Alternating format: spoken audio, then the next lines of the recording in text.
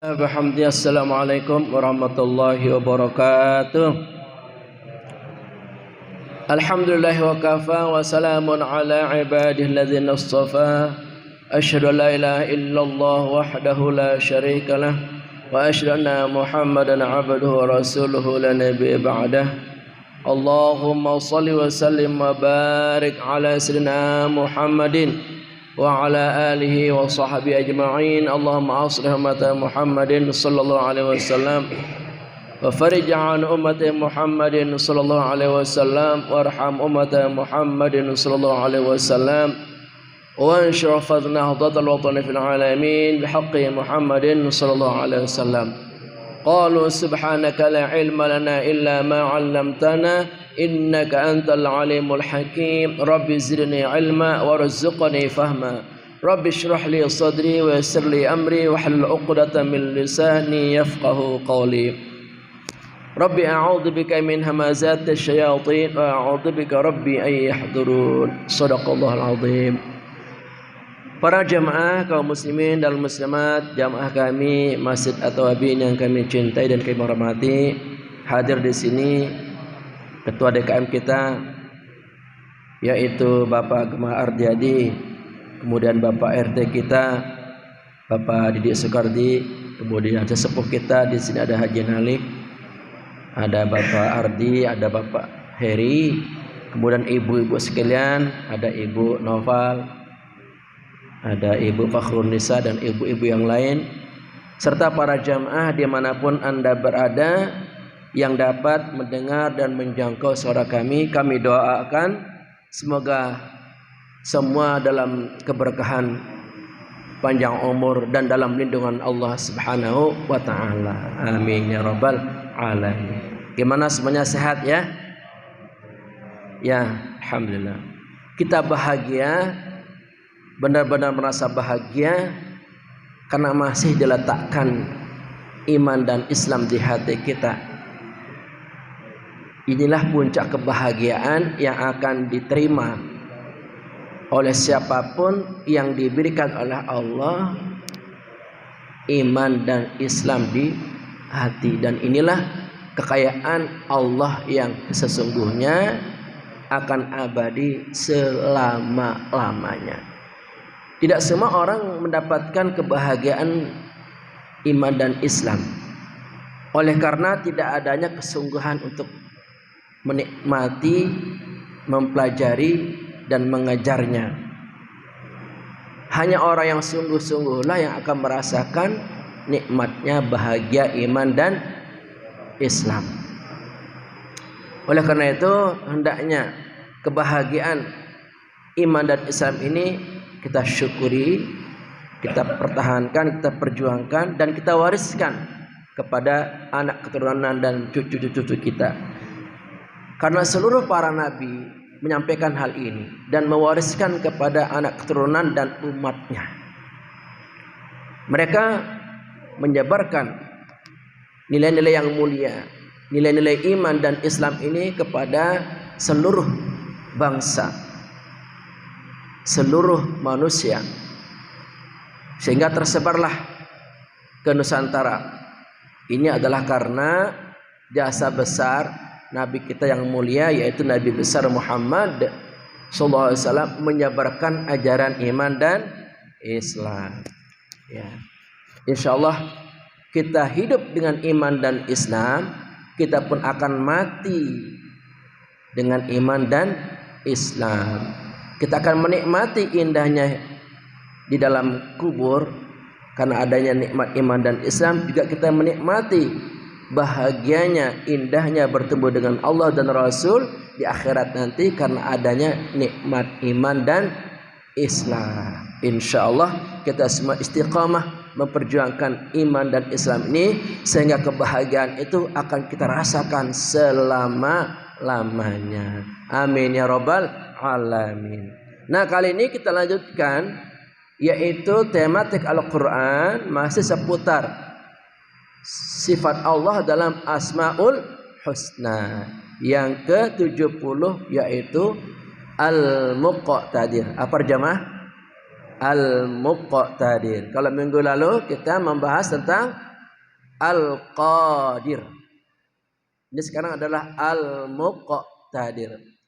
Al-Qadir artinya Allah Maha Kuasa dalam segala apapun. Nah, sedangkan Al-Muqtadir sama artinya Allah Maha Berkuasa juga. Tetapi ini lebih dalam maknanya. Lebih dalam, lebih terperinci, lebih terurai. Kalau Al-Qadir itu sifat Allah yang Maha Kuasa secara umum. Sedangkan Al-Muqtadir ini sifat Allah yang Maha Kuasa secara mendalam, terperinci dan terurai dengan rapi. Bagi siapa itu? Bagi orang yang mau belajar akan mampu membedakan antara Al-Qadir dan Al-Muqtadir. Bagi orang yang rajin mendengarkan penjelasan ulama, ustadz, kiai seperti ini akan mampu membedakan makna Al-Qadir dan Al-Muqtadir. Nah, kata-kata Al-Muqtadir ini bisa kita jumpai dalam surah Al-Kahfi. Surah berapa surah Al-Kahfi? Surat yang ke-18. Ya, ini yang sering membaca tahu ya. Surat Al-Kahfi surat yang ke-18, jumlah ayatnya adalah 110. Diletakkan pada 2 juz sekaligus, yaitu juz 15 dan juz 16. Juz 15 ayat 1 sampai ayat 74. Kemudian juz 16 ayat 75 sampai 110.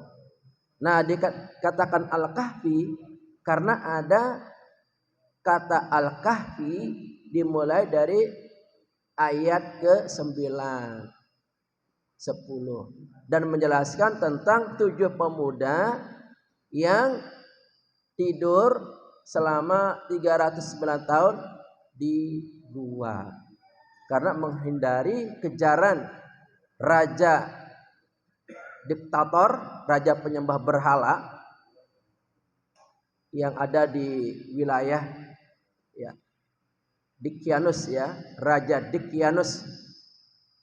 Sedangkan gua tempat bersembunyi namanya gua Tykhanus ya.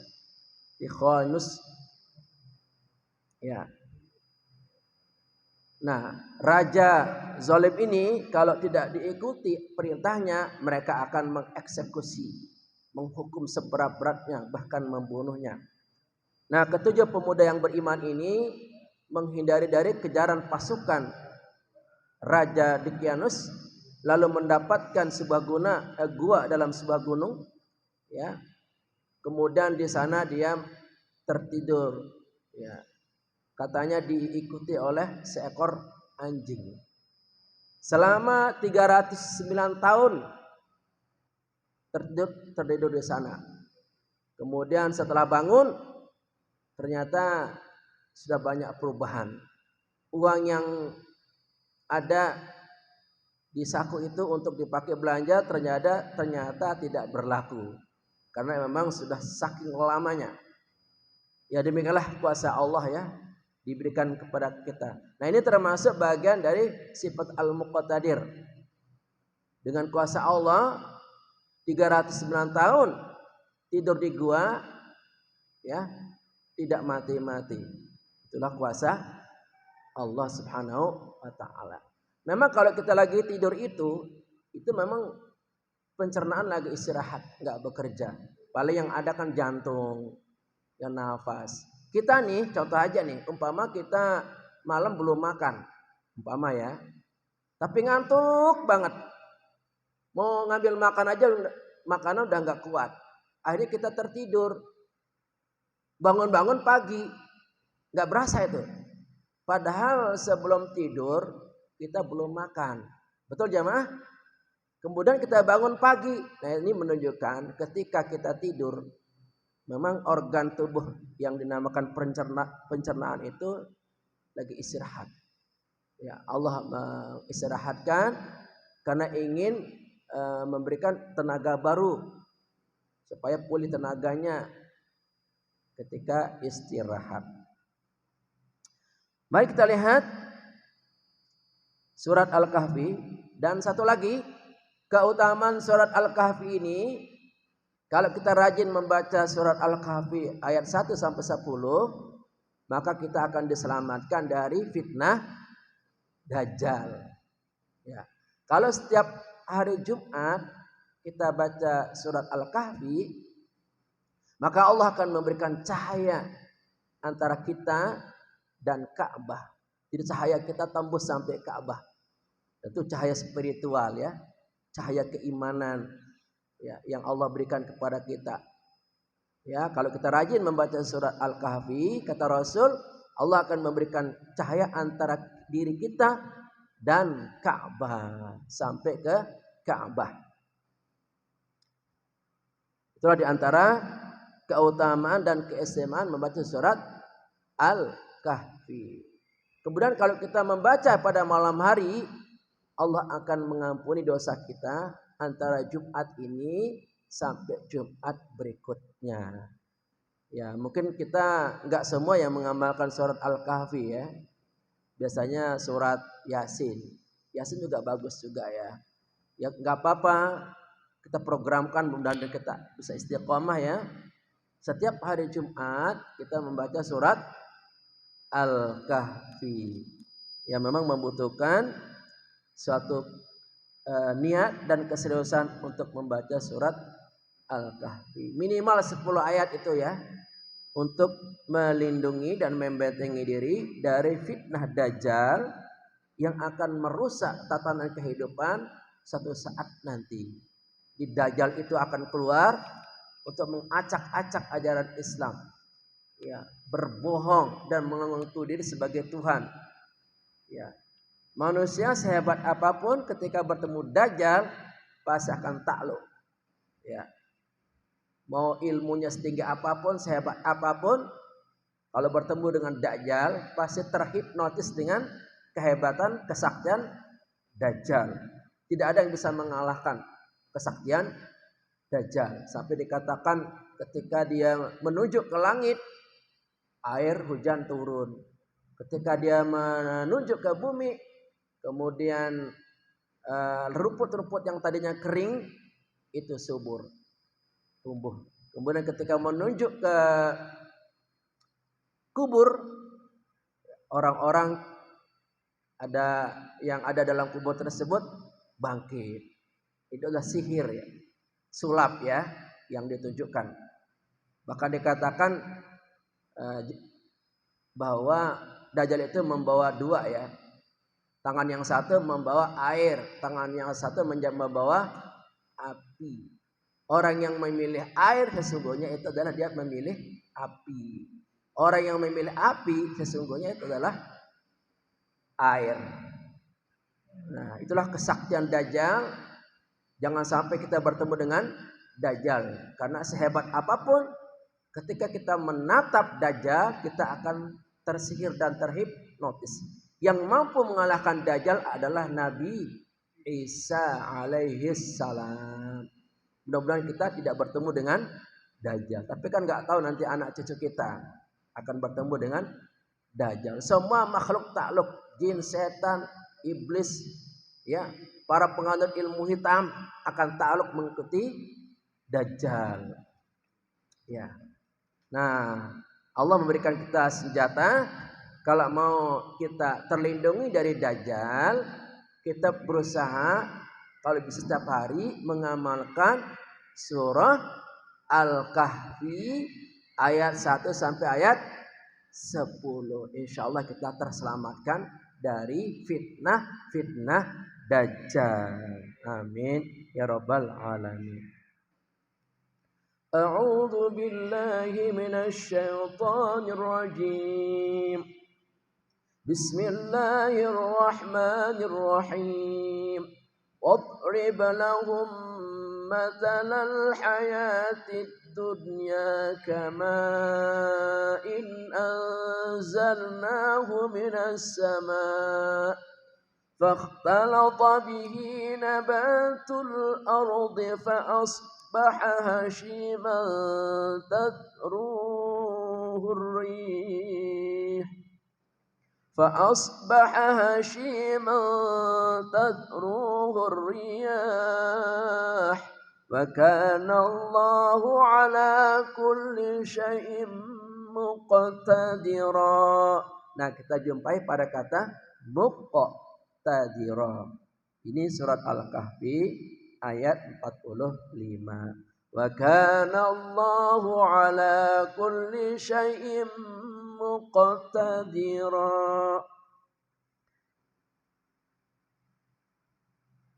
Kita lihat arti terjemahnya. Wadrib, dan buatlah, lahum, bagi mereka, masalah perumpamaan, al-hayati, kehidupan, ad-dunya, dunia, kamain, seperti air hujan, anzalnahu, kami turunkannya, min, dari as-sama, langit, fakhtalata, maka bercampur jadi subur,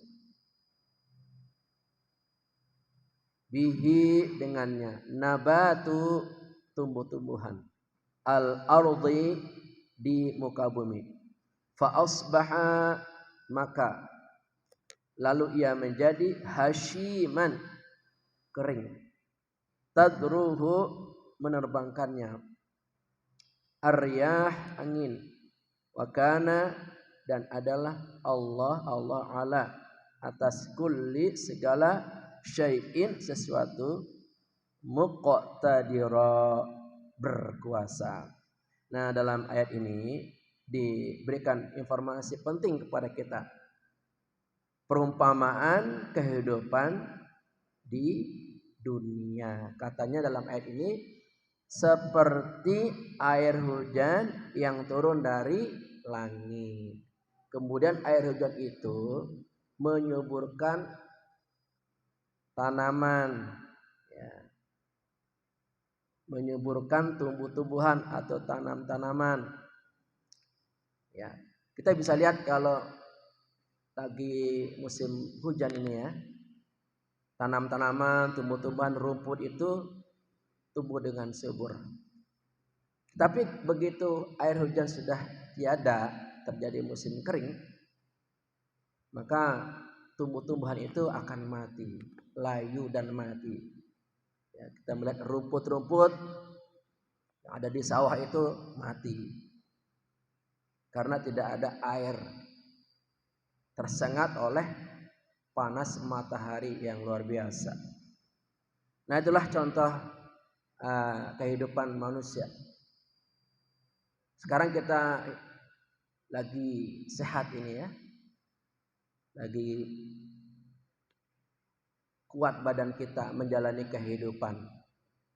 Satu saat kita akan layu, makin bertambah umur kita makin layu, makin lemah, tak berdaya, akhirnya mati. Sama tuh perumpamaan tadi, tumbuh-tumbuhan, tanam-tanaman yang kering lama-lama jadi mati. Awalnya subur karena disirami oleh air hujan. Kita sama, awalnya kita gagah, kuat, sehat seperti ini, gak lama lagi kita akan layu, kering dan mati. Dan ini sudah dialami oleh orang tua kita, mungkin oleh ibu bapak kita atau kakek nenek kita. Dulu mereka gagah, sehat, kemana-mana pergi mencari rezeki. Tapi mereka seiring dengan umur bertambah, layu, kering, sakit-sakitan, akhirnya meninggal juga. Nah, kita pun sama, nanti nasib kita seperti itu.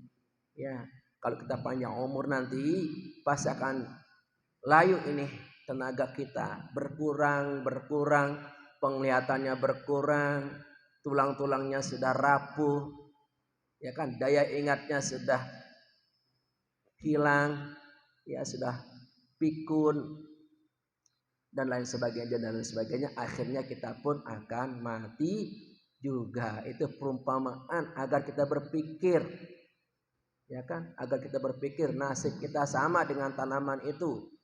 Kalau mereka kering, nggak ada hujan, mereka, tanaman itu akan mati. Dan ini termasuk kekuasaan Allah diberikan kepada mereka, kepada kita semuanya.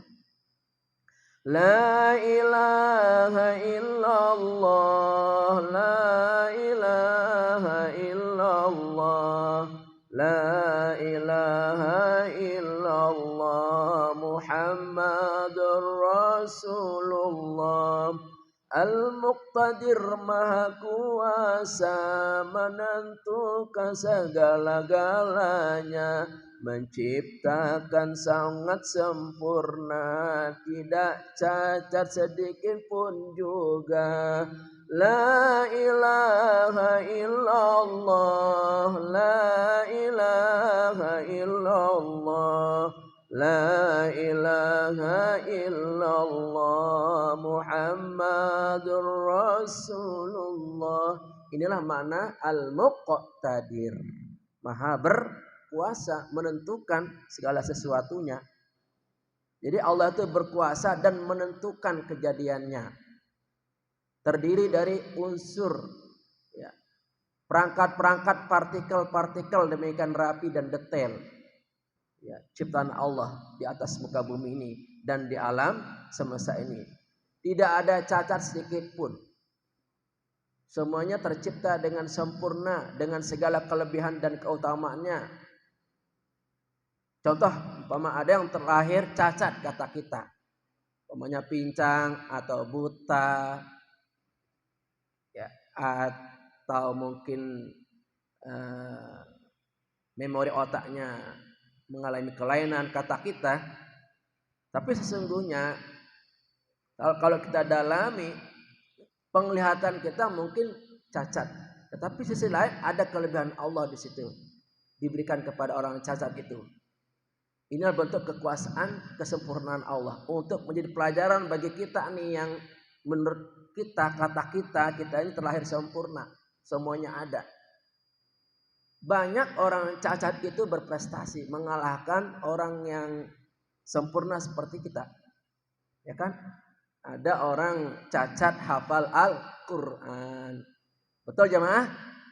Ya, ada orang buta hafal Al-Quran, ada orang lumpuh hafal Al-Quran hanya di kursi roda, ya. Ada orang gak punya kaki bisa melukis dengan tangannya, gak punya kaki, gak punya tangan bisa melukis dengan giginya, ya kan? Bahkan bisa mengikuti olimpiade renang, lari, kakinya gak ada bisa pakai kaki palsu atau bisa pakai kursi roda. Mengapa mereka begitu mendapatkan satu kelebihan? Itulah bentuk kesempurnaan, kekuasaan ciptaan Allah Subhanahu wa ta'ala. Di sisi lain, ya, mereka itu karena semangat, karena mereka tahu dirinya kurang, mereka semangat mengejar ketertinggalan. Sementara kita yang memiliki organ tubuh yang lengkap, kita lalai, ntar, nanti, besok, begitu. Nah, orang yang cacat malah lebih gigih mengejar ketertinggalan. Nah, kadang kita terharu ya. Ada ibu-ibu nih di YouTube nih, gak punya tangan, ya, dia menggunakan kakinya untuk masak, bahkan bisa nyetir mobil. Saya aja kalah nih yang punya kaki, punya tangan lengkap, nggak bisa nyetir mobil. Ya, dia bisa nyetir mobil, dia bisa masak dengan kakinya, dia makan dengan kakinya. Kemudian dia bahagia hidup bersama suaminya, bersama keluarganya. Nah, oleh karena itu kita jangan merendahkan, meremehkan orang yang kita anggap lahir tidak sempurna. Justru di balik cacat itu ada kekuasaan Allah menjadi pembelajaran bagi kita. Ya, demikianlah bentuk kesempurnaan kekuasaan Allah, bahwa sesungguhnya tidak ada satu cacat sedikit pun. Semuanya dalam ciptaan Allah itu terdapat kekuasaan dan kebesarannya, kehebatannya, keistimewaannya untuk kita jadikan pembelajaran. Oleh karena itu kita jangan meremehkan apapun, ciptaan Allah apapun. Ya, menurut kita mungkin hina, jangan kita menghinakan. Ya, itu adalah ciptaan Allah, tidak boleh kita menghina, merendahkan. Kalau kita menghina dan merendahkan, sesungguhnya akan terhina nanti kita. Karena omongan itu akan kembali kepada diri kita. Kalau kita menghina orang, berarti menghina diri sendiri. Ya, itu dilarang dalam agama kita. Ya, kalau ada kekurangan, ya kita terima kekurangannya. Lalu kita perhatikan, kita hidup bersama. Jangan membeda-bedakan diri, merasa diri mentang-mentang kaya nggak mau berkumpul sama orang miskin. Padahal kata Al-Quran, kaya miskin itu sama. Mentang-mentang sempurna nggak mau berkumpul sama orang cacat, orang buta. Semua kita makhluk, kita bisa berkomunikasi, ya, bekerja sama, dan manusia ini saling melengkapi. Enak ya kalau semua saling menghormati, menghargai, tidak ada saling menghina, maka kehidupan kita ini akan indah, bahagia, dan penuh berkah. Allah Ta'ala Maha Kuasa menciptakan semua manusia, tidak ada satupun sama, semua lahir keadaan berbeda.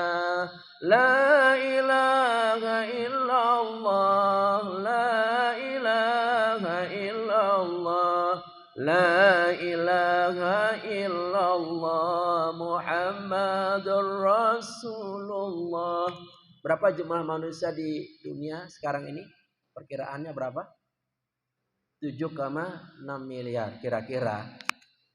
Kalau nggak percaya silakan dihitung ya. 7,6 miliar. 7,6 miliar manusia ini tidak ada yang sama.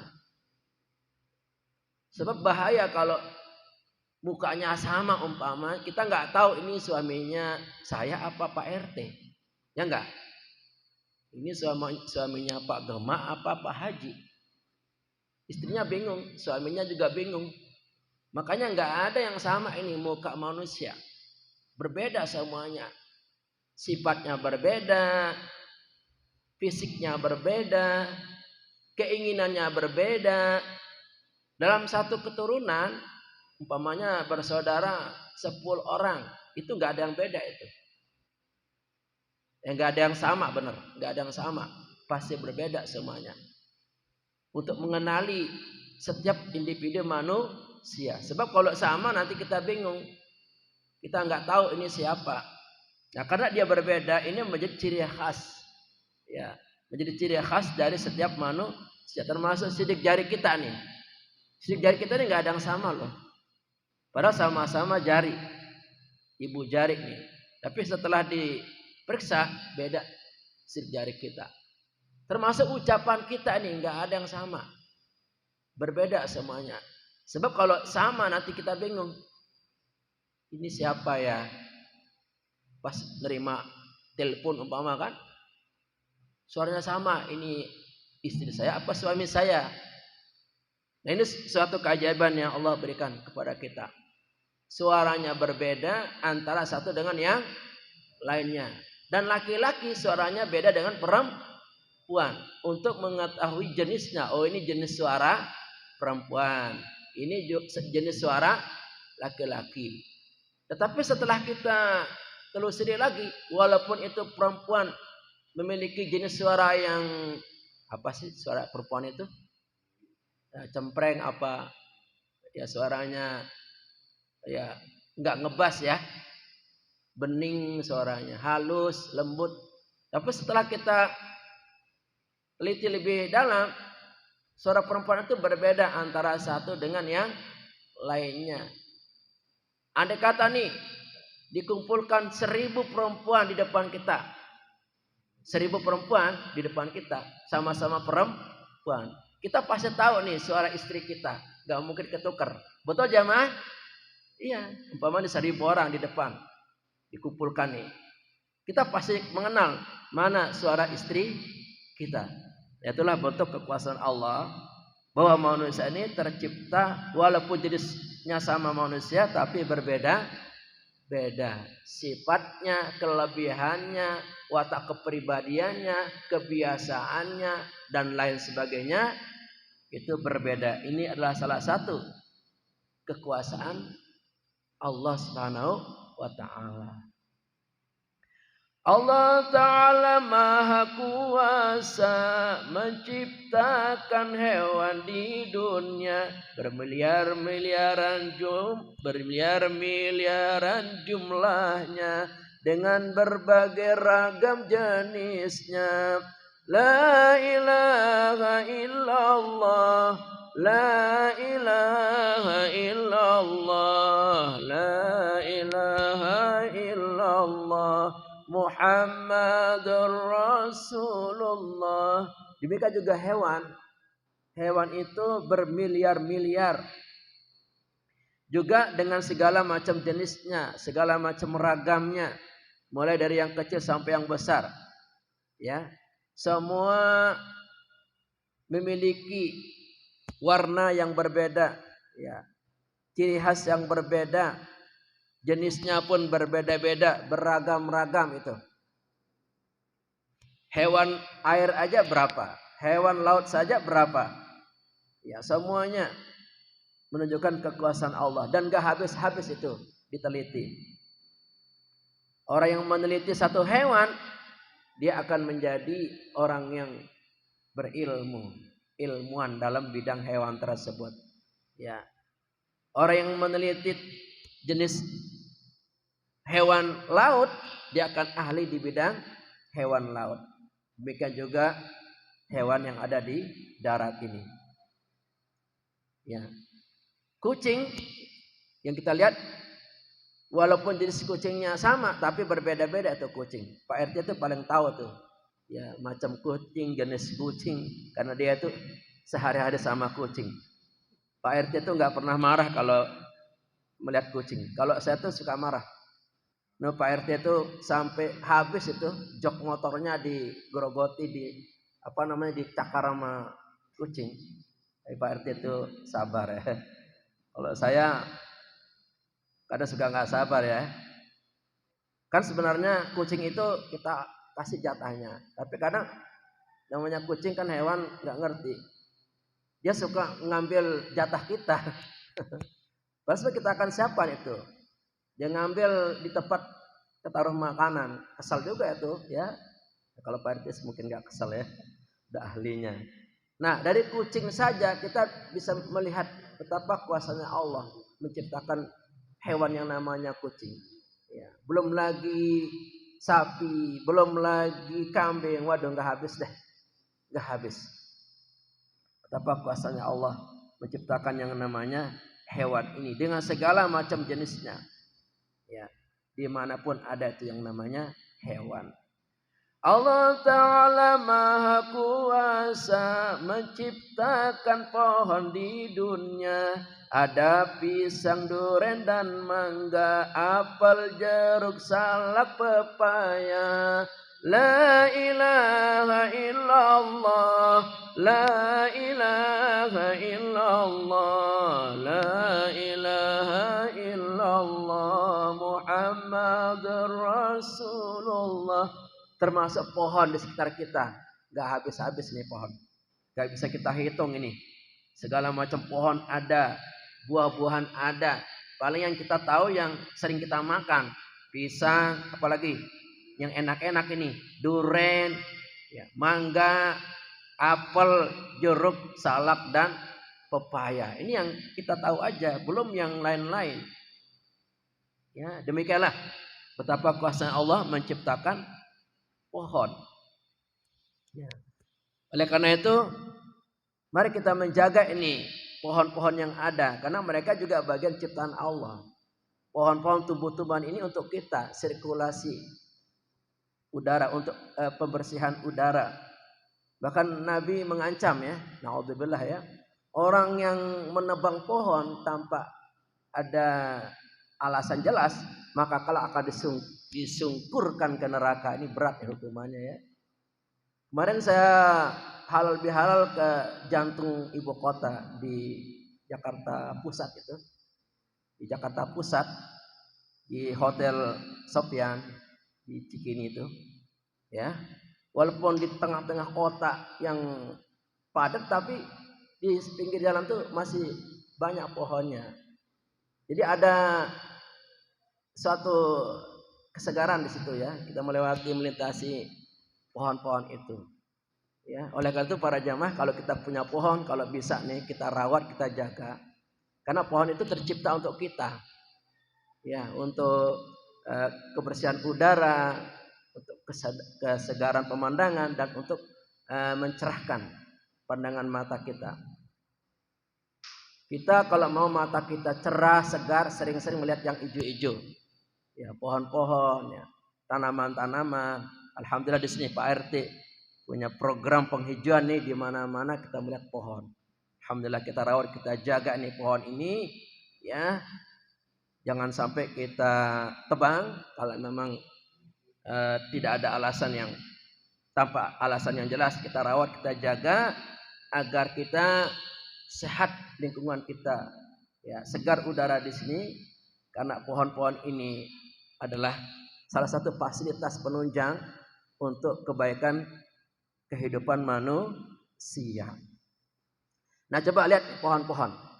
Nah, saking hebatnya pohon-pohon ini, ya, apalagi di hutan sana luar biasa. Sampai diciptakan mata kuliah ya, satu kampus jurusan perhutanan, ya, kehutanan, ya, ya, jurusan biologi dan lain-lain. Ya. Nah demikian, karena dari pohon ini manusia banyak belajar. Dari tumbuh-tumbuhan ini manusia banyak belajar dan mengambil manfaat untuk kemaslahatan dan kebaikan hidup kita. Nah, adanya buah-buahan yang saya sebutkan tadi, ini yang biasa kita kenal, yang kita makan, dan ini sangat bagus untuk tubuh kita, untuk kesehatan tubuh kita. Yang terakhir, Allah Ta'ala Maha Kuasa menciptakan ikan di dunia. Ada ikan di laut samudra, ikan tawar beragam jenisnya. La ilaha illallah, la ilaha illallah, la ilaha illallah, Muhammadur Rasulullah. Termasuk ikan ini, kita terkagum-kagum dengan ikan.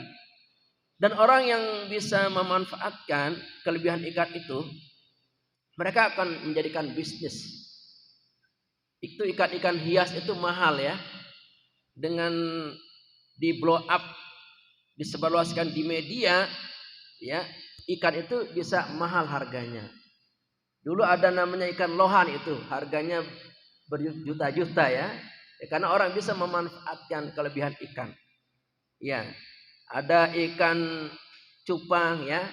Nah, saya sendiri bingung nama-nama ikan itu saking banyaknya di lautan samudra itu, atau